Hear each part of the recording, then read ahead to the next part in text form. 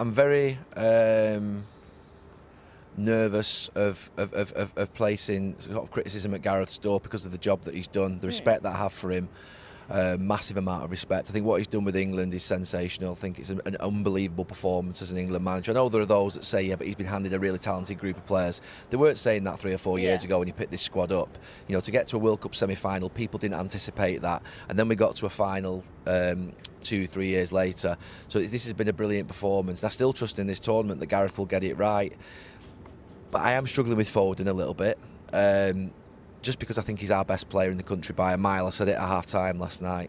Phil Foden is a generational talent that I feel as though he has to play, and he has to be played into form, and it has to work with England.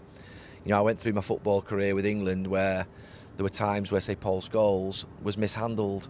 And I even woke up this morning about Phil Foden and thought, well, has something happened in training? Has something happened off the pitch? Has something happened which has meant that Gareth isn't seeing what he wants to see?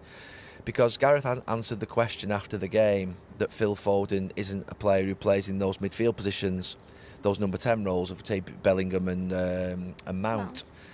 Well, that means then that last night Phil Foden was 5th choice wide player for England. Imagine, staggering. So what would Pep Guardiola think of that? You've got Saka and Sterling, and then you've got Grealish and Rashford that come on, and I like all 4 of those, so it's not a reflection on any 4 of those, but I have to say that our 2 number 10s, Bellingham and Mount, and those 4 that I've just named, I do believe Phil Foden is the star amongst all of them. I do believe he's the outstanding talent amongst all of them, even though they've all got brilliant talent.